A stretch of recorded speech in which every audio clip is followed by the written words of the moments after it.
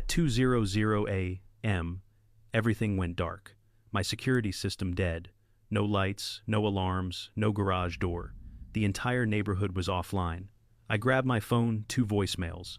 Officer Grant needed footage. Mr. Delgado's garage was stuck. I checked the roof cam. What I saw froze me. There she was, Karen, the HOA president, with a paint roller in hand, smiling like she just saved the world.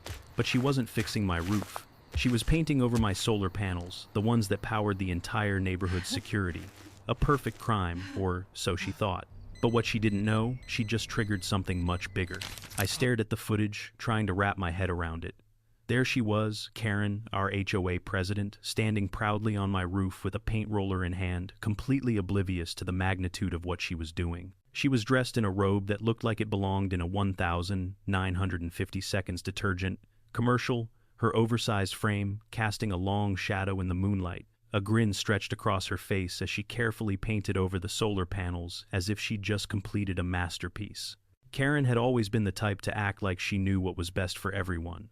The kind of person who believed that she alone held the keys to making the neighborhood better. She wasn't just your average HOA president. She was a walking bulldozer, constantly pushing her ideas, her rules, on everyone without any real concern for the consequences. She had a smug certainty about her, a belief that she could control anything and anyone, no matter how misguided her actions were. But this wasn't just ignorance. This was deliberate. She wasn't simply painting my roof to beautify the neighborhood as she claimed. She was undermining everything that kept us safe, everything that kept the neighborhood running smoothly. And as I watched her step down from the ladder, a sickening realization hit me. She wasn't just trying to fix a small issue. She was making a play for control, and she wouldn't stop until she had it all. It started small, insignificant, almost laughable at first. Notes kept showing up at my door. The first one was about my fence being too tall for HOA guidelines. Then the second one accused me of violating some obscure regulation about my tree shading the sidewalk too much.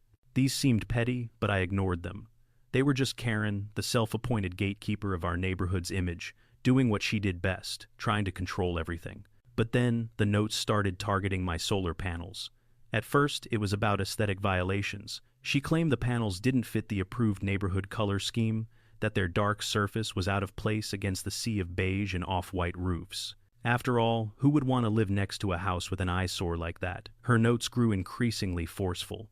"You're making the whole street look bad," one of them read. "Your roof is ruining the harmony of the block." The messages came weekly, each one more insistent than the last. At first, I didn't take them seriously. After all, Karen's obsession with aesthetics wasn't new. But then I started noticing how often she'd linger near my driveway, her eyes constantly scanning my roof, my yard, even the street. It wasn't just the panels. It was me she was watching. And then one day I saw her standing across the street, a camera in hand. She was taking pictures of my house, my roof. When I went outside to confront her, she quickly hid the camera behind her back and smiled innocently. "Just checking on the property values, you know," she said, shrugging. "Gotta make sure we keep up the standards." I didn't buy it. Karen was no mere neighborhood beautifier. She was trying to establish control. She wasn't just keeping the neighborhood pretty. She was claiming ownership of it, one small violation at a time. The next step in her game was far more intrusive. One morning, I opened my door to find Karen standing on my front porch. The clipboard she carried was a dead giveaway. She wasn't just here for small talk. "I need to inspect your property," she said flatly before I could even ask why. She held up her clipboard, checking off items on a list with no real explanation. "You need permission to inspect anything," I shot back. "You're trespassing." Her smile didn't falter. "Just a routine check," she said, acting like this was normal. "HOA regulations. The panels on your roof, they're non-compliant. They need to go." I stepped closer, trying to block her view of the house. She casually ignored my protest and kept writing on the clipboard. As if to challenge me, she started taking photos of the side of my house, particularly where the security cameras were mounted. "No," I said firmly. "You don't have permission to do this." She just raised an eyebrow. "You've got nothing to hide, do you?" She snapped a picture of my security system anyway, and I realized with a sinking feeling that it wasn't just about my roof anymore. She was targeting the very thing I'd built to keep us safe, the surveillance system that powered the neighborhood. The worst part, Karen seemed so smug. She truly believed she could do anything. She had no regard for boundaries. That night, the entire neighborhood's security system failed. The power grid dropped to 0. My phone buzzed with alert after alert, garage doors stuck halfway lights, refusing to turn on alarms that wouldn't reset. The backup systems I'd set up kicked in, but they were limited to emergency zones, just the bare minimum to keep the house functional in case of fire. Outside, everything was down. I ran to my backup system in the basement and checked the status. The solar input was 0. That couldn't be right. I flicked the switch to the roof cam, and there she was. Karen, ladder in hand, stepping carefully on the roof like she had every right to be there. She was standing in front of the solar panel's paint, roller in hand, swiping thick beige latex over the dark surfaces. It wasn't just vandalism. It was sabotage, deliberate, thoughtless destruction of the entire security grid. She was covering every single panel. The footage from the camera recorded her all of it. The timestamp showed she'd started shortly after midnight. She hummed to herself, her voice muffled by the sound of the roller as she worked oblivious to the damage she was causing. I was frozen, the weight of it hitting me all at once. These weren't just solar panels, they powered the entire security grid. Motion sensors, cameras, backup lights, all of it. She had just taken out the one system that kept the neighborhood safe. The phone calls began to flood in. One from Officer Grant asking about the footage from the block cameras. Another from Mr. Delgado complaining that his garage door wouldn't open. I tried to calm my nerves as I checked the logs.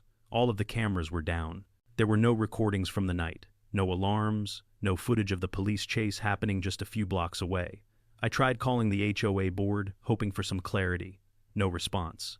The more I dug, the more I realized this wasn't just some rogue act of vandalism. This was a calculated move to cripple the entire neighborhood's safety system. I knew the HOA wouldn't take action against her, so I called for a community meeting.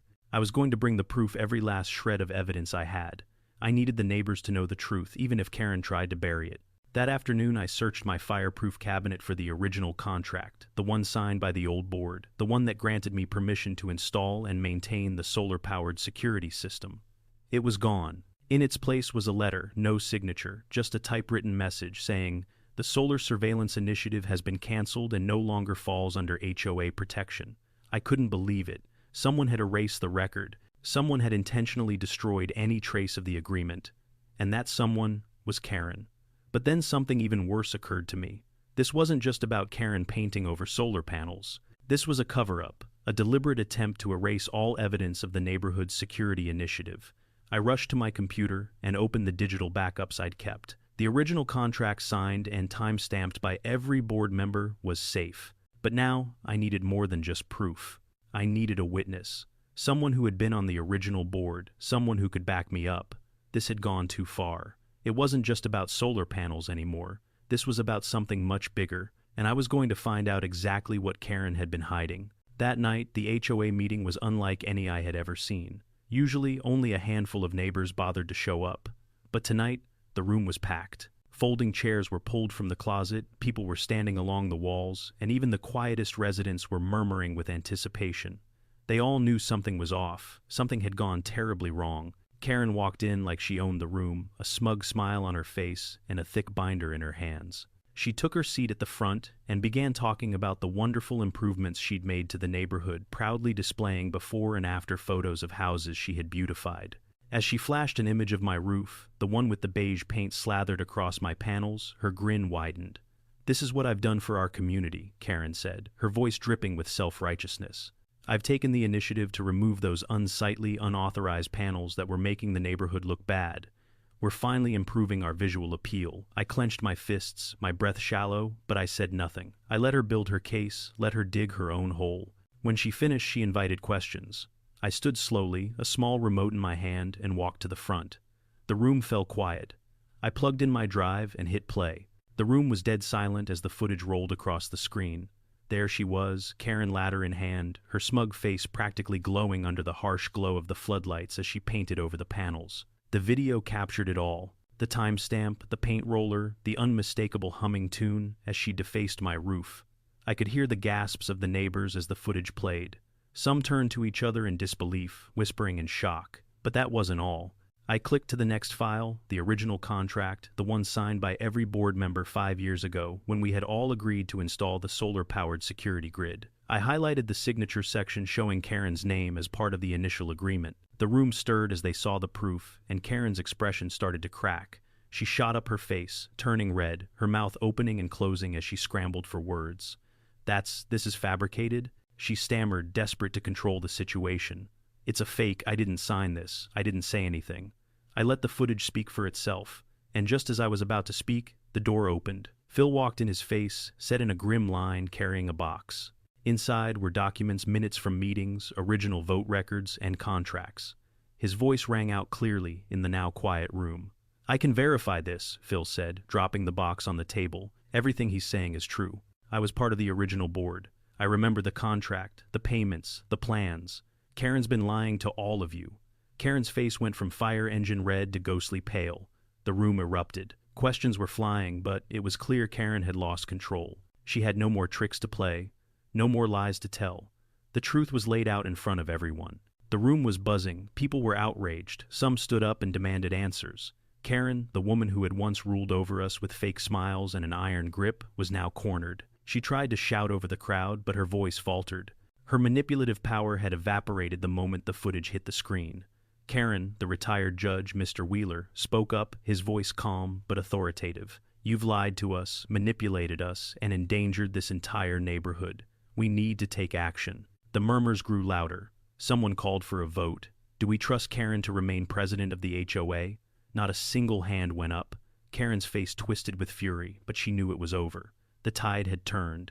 Should we request county oversight to investigate this fraud? Someone else called. Every single hand in the room shot up in agreement. Karen stood her chair, scraping the floor, and stormed out of the room, her face a mix of rage and disbelief.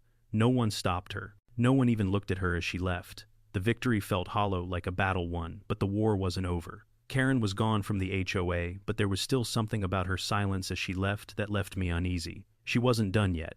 I could feel it. As the crowd slowly began to disperse, people lingered, exchanging quiet words and nods of agreement. Phil clapped me on the back. Good job, man, he said, his voice filled with relief. This place is finally going to get some peace. But peace wasn't what I was after. Not yet. Karen had lost the battle, but she was still out there, and I had a feeling she wasn't going to let this go easily.